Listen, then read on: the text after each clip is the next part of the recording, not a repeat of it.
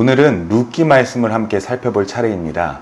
지난주와 마찬가지로 룻기를 읽을 때 알아야 할 5가지 내용을 바탕으로 룻기의 내용을 설명드리도록 하겠습니다. 먼저 첫째로 이 룻기는 사사시대를 배경으로 하는 이야기입니다. 룻기서를 보면요, 사사들이 치리하던 때라는 말로 시작이 되는 것을 볼 수 있습니다.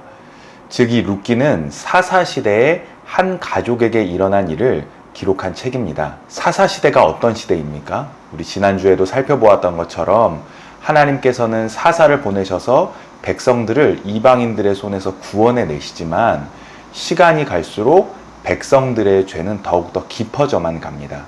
더 나아가서 하나님께서 세우신 이 사사들마저도 죄의 일부, 문제의 일부가 되어버리고 말지요. 특별히 사사기 17장에서부터 21장에 기록되어 있는 2가지 에피소드는 당시 사사시대가 영적으로, 윤리적으로 얼마나 혼란한 시기였는지를 고스란히 보여준다고 설명드렸습니다. 죄인과 의인, 가해자와 피해자를 구분하기 어려울 정도로 사회가 혼탁해진 것입니다.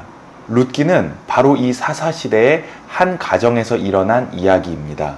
이 룻기 내용을 간단하게 설명드리자면 이스라엘의 흉년이 찾아오자 베들레헴에 살고 있던 한 사람이 자신의 아내와 2 아들을 데리고 모압 지방으로 피난을 가게 됩니다. 그리고 거기서 2 아들은 모압 여인과 결혼을 하게 되죠. 하지만 그 땅에서 남편과 2 아들은 죽고 아내인 나오미와 2 모압 며느리만 남게 됩니다. 이스라엘의 흉년이 끝나고 하나님께서 그 백성들에게 양식을 주셨다는 소식을 들은 나오미는 고향인 유다 베들레헴으로 돌아가려고 합니다. 하지만 2 며느리의 미래까지 책임질 수 없었던 이 나오미는 이 2 며느리에게 각각 살 길을 찾아서 떠나라고 말을 하지요. 이에 첫 번째 며느리인 오르바는 어머니를 떠나는 반면 둘째 며느리인 룻은 어머니의 백성이 내 백성이 되고 어머니의 하나님이 나의 하나님이 될 것이다 라고 고백하면서 어머니와 함께 베들레헴으로 건너오게 됩니다. 그렇게 베들레헴으로 건너온 룻은 베들레헴에서 보아스라는 한 남자를 만나게 되는데 이 보아스는 나오미의 가까운 친척입니다. 이 보아스로 말미암아 룻과 나오미는 먹을 것을 얻게 되었고 결국 룻과 보아스는 결혼을 하여서 가정을 꾸리게 된다라는 내용이 바로 이 룻기의 이야기입니다. 2번째로 이 룻기는 여성들의 믿음을 보여주는 이야기입니다. 지난 시간에 사사기를 설명드리면서 사사기에는 여성들의 이야기가 유독 많이 나온다고 말씀을 드렸습니다. 아버지 갈렙에게 자신의 정당한 기업을 달라고 요구했던 딸 악사를 비롯해서 사사 드보라, 또 시스라를 죽인 헤벨의 아내 야엘, 그리고 입다의 딸 등 사사기에는 많은 여성들이 나옵니다. 이 여성들의 이야기의 절정에 바로 룻기가 있습니다. 룻기는 나오미와 룻, 이 2 고부의 신앙 이야기입니다. 당시 남편을 잃은 여성들은 의지할 곳이 없는 철저한 사회적 약자였습니다. 더군다나 룻은 이방 여인입니다. 하지만 나오미와 룻이 하나님을 붙잡았을 때 하나님께서는 그들에게 구원을 베푸실 뿐만 아니라 그들을 통해서 새로운 이스라엘의 역사를 써내려 가시는 이야기가 바로 이 룻기에 담겨 있습니다. 이 이야기를 통해서 우리가 알게 되는 것은 이 하나님의 구원이 사람의 능력에게 달려있지 않다는 것입니다. 사도 바울이 고백한 것처럼 하나님께서는 세상의 약한 자들을 택하셔서 강한 자들을 부끄럽게 하시고 하나님의 능력을 드러내시는 분이십니다. 셋째로 이 룻기를 읽을 때 고엘이라는 제도를 알고 있어야 합니다. 룻기를 읽을 때 이해해야 할 가장 중요한 개념이 바로 이 고엘이라는 개념입니다. 우리나라 말로는 기업물을 자라고 번역이 되어 있습니다. 이 고엘 제도는 하나님께서 명령하신 제도인데 경제적으로 곤란에 빠진 친족을 다른 친족이 반드시 도와주어야 하는 의무입니다. 예를 들어 친족이 재산상의 심각한 피해를 입었을 때 가까운 친족은 반드시 이것을 도와주어야 하고 또 친족이 경제적인 어려움 때문에 이방인에게 팔려갔을 때 반드시 그 친족을 되찾아와야 하는 의무입니다.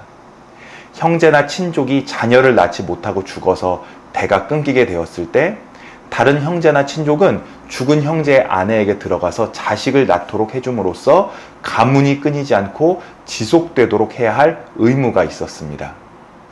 현대의 개인주의가 발생하기 이전에 고대의 사람들은 가족과 씨족 안에서 자신의 정체성을 이해했습니다. 사람이 죽으면 후손을 통해서 자신의 삶의 의미가 계속된다고 그렇게 생각했습니다. 따라서 자식이 없이 죽는 것은 사회적인 죽음일 뿐만 아니라 선조들의 삶과 단절되는 것을 의미하는 것이었습니다. 그래서 형제 혹은 가까운 친족은 반드시 대를 잇도록 도와주어야 했던 것입니다. 문제는 이렇게 고엘의 의무를 다하는 데는 재산상의 손실이 발생한다는 것입니다.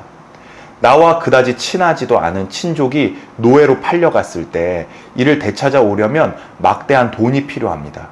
또 형제와 친족이 자식이 없어서 죽었을 때 그 아내를 맞이해서 자식을 낳고 키우는 것 역시 많은 돈이 필요한 일입니다. 그래서 이스라엘 백성들에게 하나님께서 이 고엘 제도를 명령하셨음에도 불구하고 이 고엘 제도는 이스라엘 사회에서 좀처럼 잘 이루어지지가 않았습니다.